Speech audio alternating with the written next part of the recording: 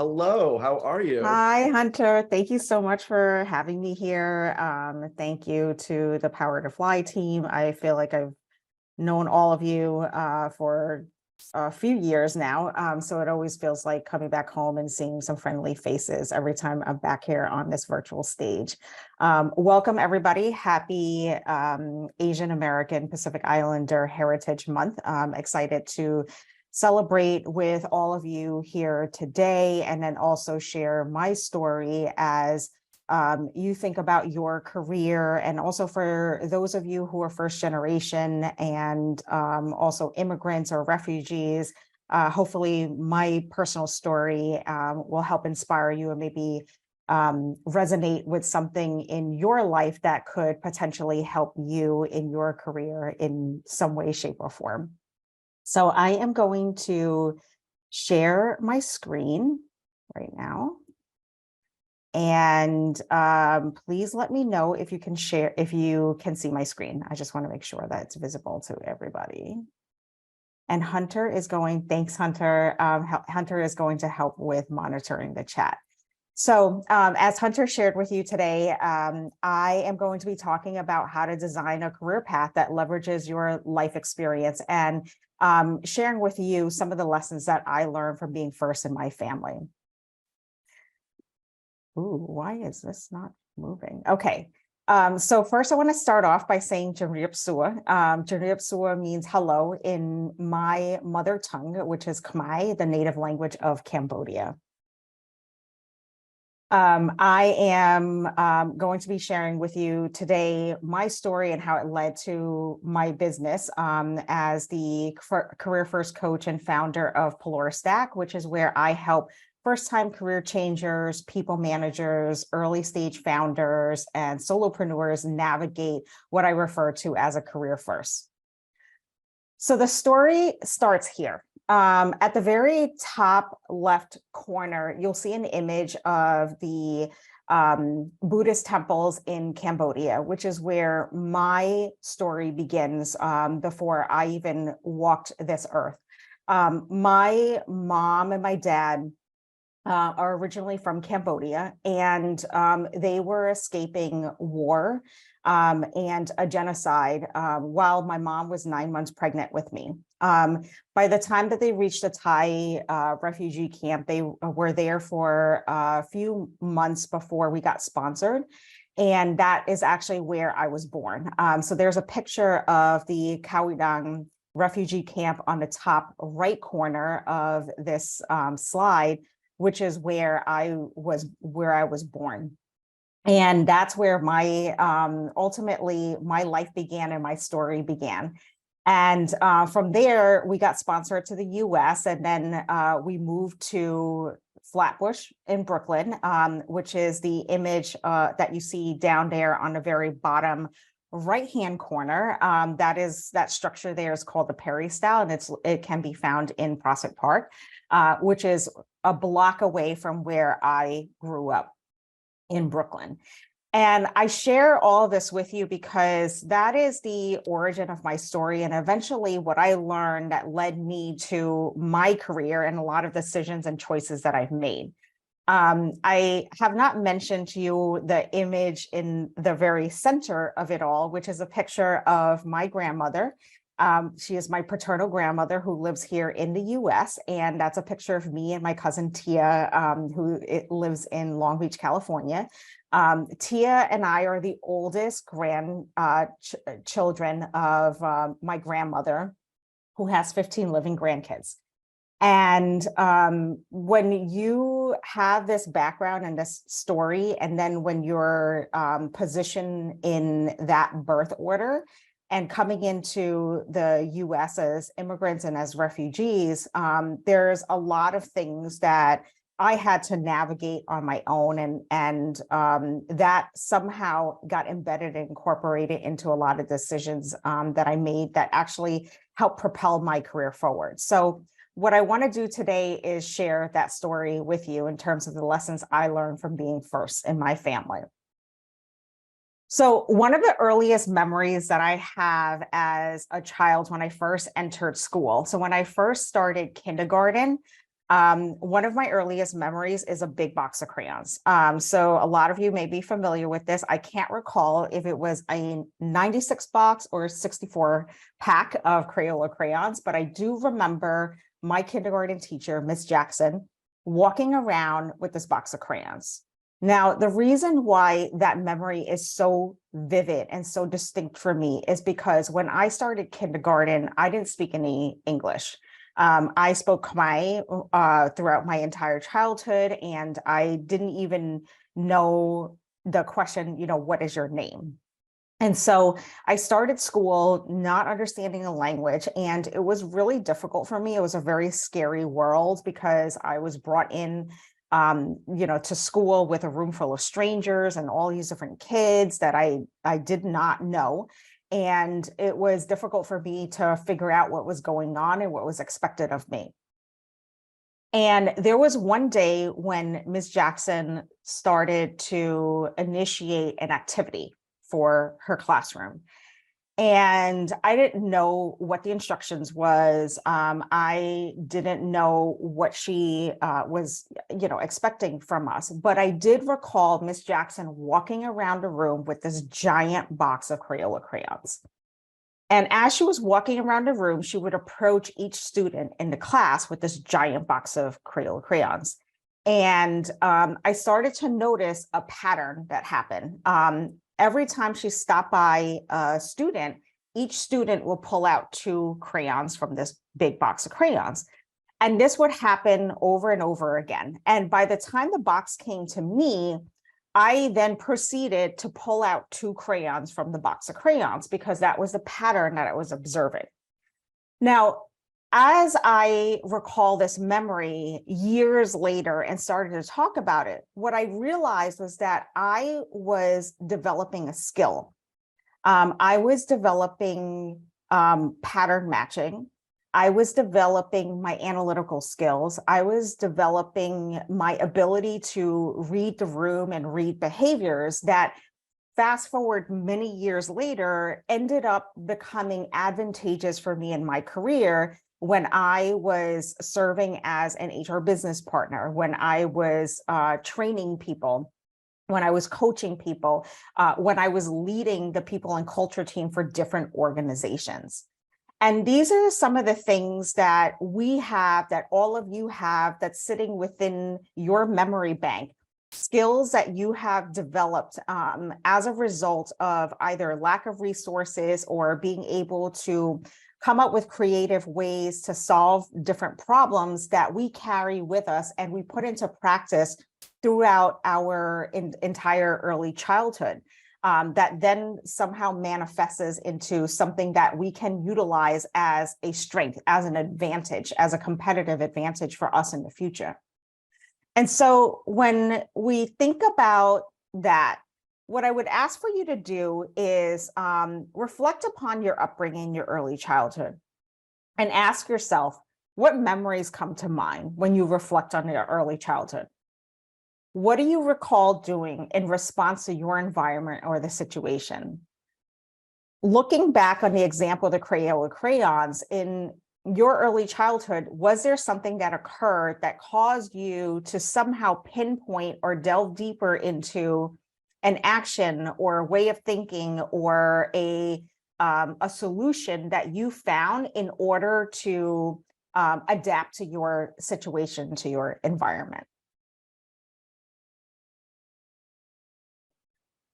So here is an image that I snapped from a movie, and I will give you extra credit if you can tell me if you happen to know what movie this scene is from.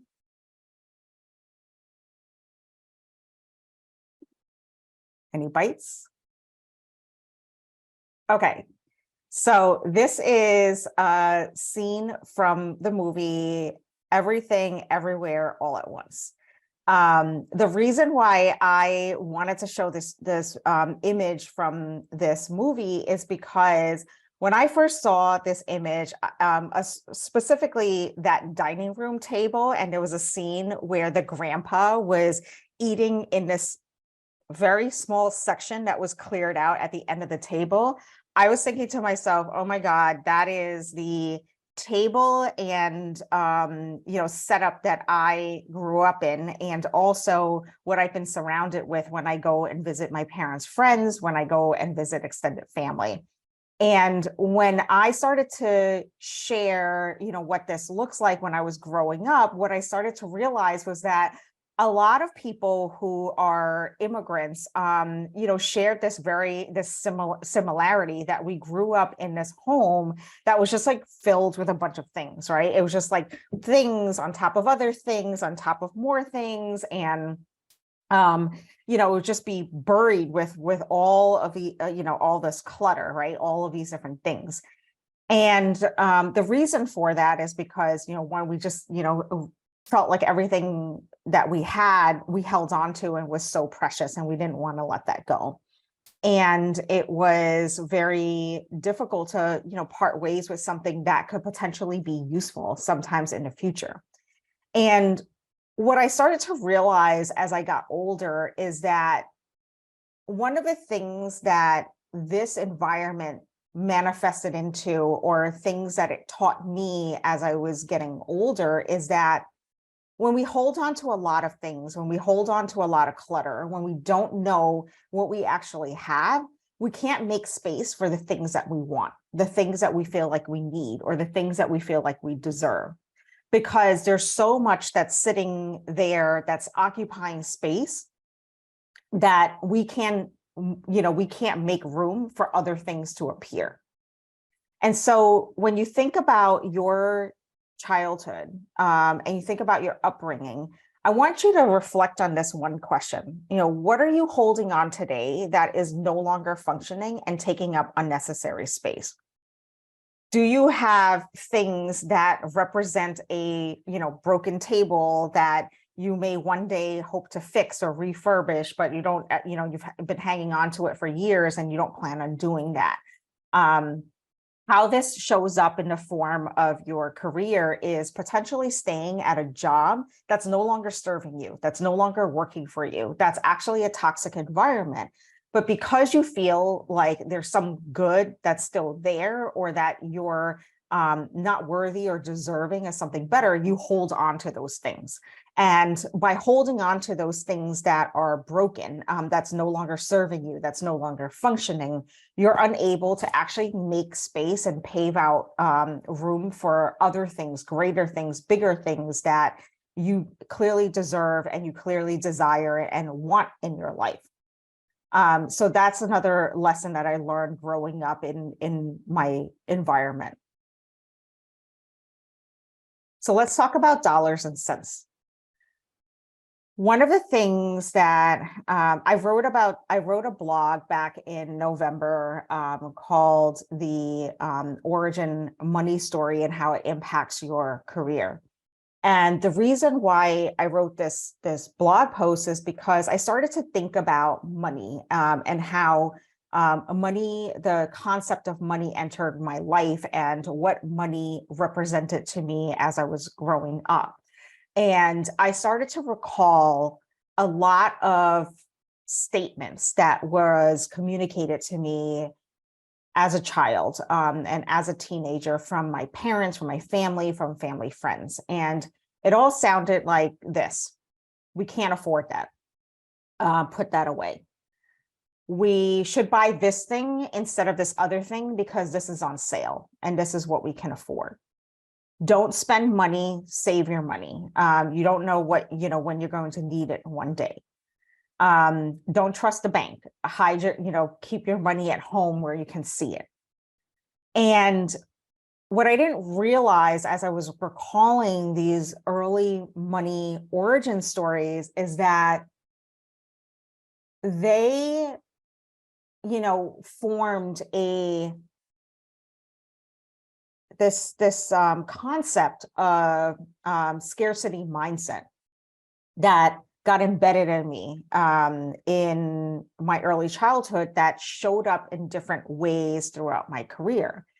And the ways in which it showed up later on in my career in terms of the scarcity mindset is where I would say to myself, okay, well, I'm just really grateful for this job. So I'm not going to ask for more. I'm not going to ask for a promotion because I feel really fortunate to have what I have. I, should feel really thankful for the job offer that I receive. It's more money than the rest of my family makes, and it's the most money I've ever made. So why should I ask or negotiate my salary for more money? To other forms, right, where it may show up for you, where you might say to yourself, you know what? I really can't afford to join this boot camp, or I am really afraid to spend money to get certified in this particular thing, because that means having to dip into my savings and then spend money on this thing, versus looking at that as an investment in yourself. And that started to show up in different forms and creep up in different ways, all the way to the point where when I started my business, when I started Peloristack, I was thinking, oh my goodness, like I can't afford to invest in courses or invest in a coach, because I need to be able to generate a certain amount of revenue first, right, in order to afford those things, not thinking that the skills that I'm learning or the courses that I'm taking and investing time in is going to help develop additional skills that I can then utilize to then grow my business and advance my business, and then also help with my brand. And so these are the things that follow us for a really long time that we don't think about, paying attention to until it starts to creep up on you in a really large way. And so in thinking about scarcity mindset, I want you to ask yourself and reflect on, what is your money origin story? And how does that story influence your mindset about your money?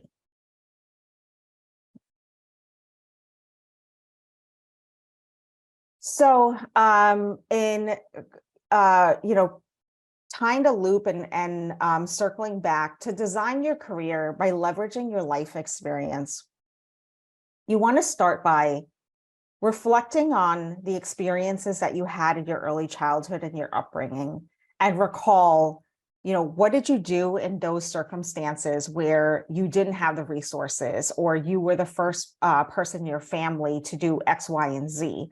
How did you make up for those gaps? How did you utilize your creative problem solving skills in order to adapt to your environment?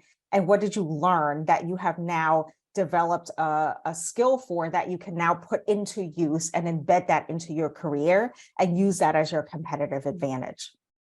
The next thing I want you to do is think about all the things that exist in your career, in your life right now.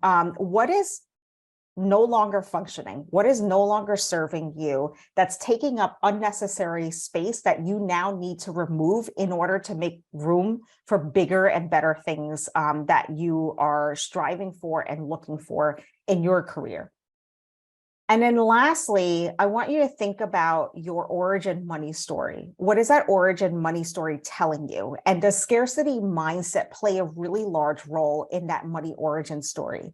And how can you reset that thinking? How can you start to shift away from scarcity mindset into an abundance mindset and start looking at money as an asset that you can invest in order to help you advance forward and move forward in some way?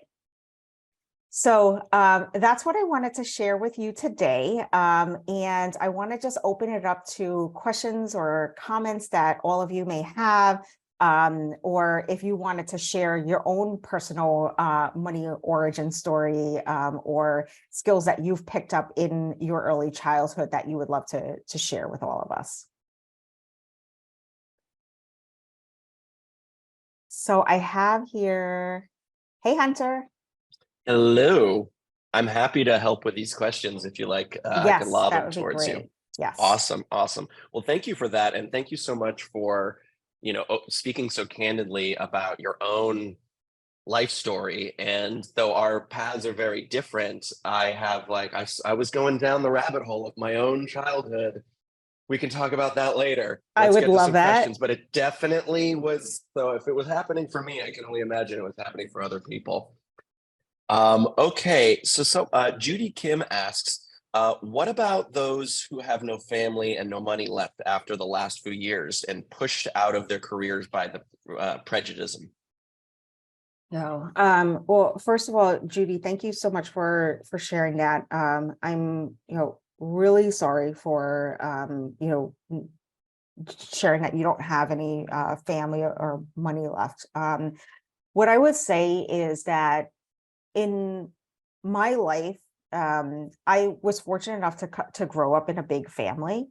There's a family that I was born into that I can lean on. And then there's the family that I've created throughout my life that exists that are not blood family, but people that have, I have grown to look at them as family. And so I would, suggest or ask that you take a look at the broader terminology of family and see if there are people in your life who have taken an interest in your well-being, who have taken an interest in seeing you succeed, giving you advice or helping you along the way that you can potentially lean on. And when we start to examine our life in that way and the people in our lives in that way, well, what we start to uncover is that there's a lot more people in our tribe and in our community that we can actually lean on. So that would be the first thing that I would offer. The other thing in terms of having no money left after the last few years and being pushed out of your career because of prejudice, that is a really unfortunate situation. Let's talk. I think this is something that is probably a lot more complex that I can definitely talk to you offline and get a little bit more information so that I can offer the right advice or also direct you to the right resources. There are certain things that you may want to actually talk to outside of your tribe in your community to talk to a professional to share this and get the appropriate help. So I want to make sure that I'm not just kind of like, brushing this off and giving you advice that wouldn't be relevant. So let's definitely, I'll share my contact information after this so that, you and I can connect offline. But thank you for that. Thank you for that. Okay, so next question we had is someone asked, how can you stay motivated and focused on your career path, especially when faced with obstacles or setbacks? And someone else also asked, Jackie wanted to say, first off, thank you so much. What keeps you motivated? So I'd love some advice about helping folks with setbacks, and then also we'd love to go behind the curtain a little bit and hear what happens for you when you need some motivation. Yeah. Well, what keeps me, what I do during setbacks is that I remind myself that whatever I have today is so much richer and so much greater than what I had in the past. So I'm already starting on the upside, because when I think about how what my family went through in order to come here to the US and like what my childhood looked like, and having such a lack of resources and living on public assistance and, essentially like climbing up and achieving the American dream. I think about like all the progress that has been made since then. So no matter where I end up today, I'm already in the plus, not the minus. So that's something that I continue to remind myself and use as my motivation. The other thing is that there's such a sense of pride that my family has in terms of all that I've been able to achieve, that my cousin Tia has been able to achieve, and this next generation that has been able to achieve as a result of all the sacrifices that our family and our parents have made, right, in order to get us here. So that is something that's always, a visual and a reminder that plays in my head that helps me to push through. The other thing that I also remind myself is that I'm not always going to have all the answers, and I don't always know exactly what my next step is, but I'm willing to try, because I've been through so many first-time experiences through my life where I didn't have a mentor, I didn't have a reference, I didn't have somebody guiding me, and I just kind of like felt my way through, and I was able to either gain something or learn something from the experience. So that's how I manage the obstacles and push through whenever I experience failure or setbacks in some way. So I hope that that's helpful to all of you when you think about, what to, look to as your North Star and refer back to your past experience and use that as your fire and use that as your fuel to move forward. I love that. And I think we have time for one more question. Someone else asked, how do you balance the desire to pursue your passions with the need to earn a living?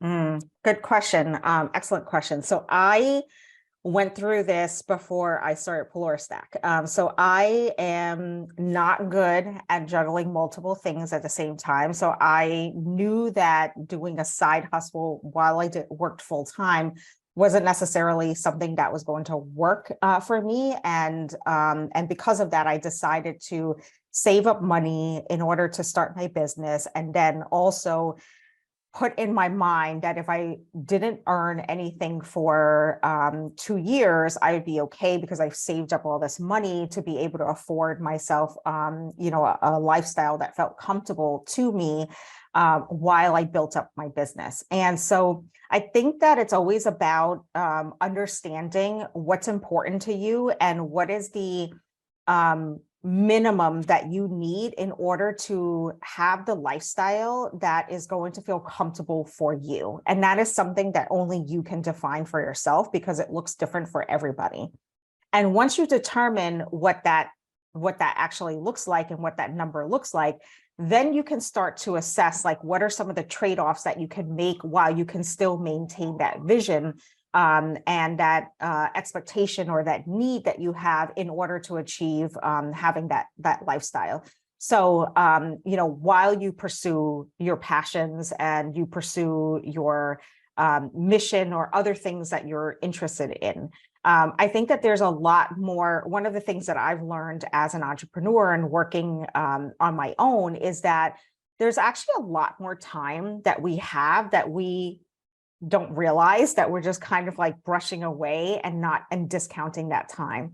And so once I actually took a look at my schedule and took a look at, all the available time in the week, I realized that I actually can balance a lot of things between the work that I do and then also, mentoring people and also making time for myself and my loved ones, to do the things that fills me up personally.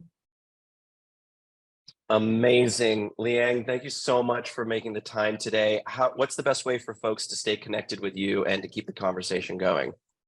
So I am going to share with you, or Hunter, if you want to share with everybody in the chat, I have a free ebook that you can download on how to design your career path in 8 steps. So go ahead and take a look at that. I also share a link to the blog post about your money origin story. So please take a look at that. And you can connect with me on LinkedIn as well, which Hunter is going to share with you on how to do that. And I would love to stay in touch. Thank you so much, everybody.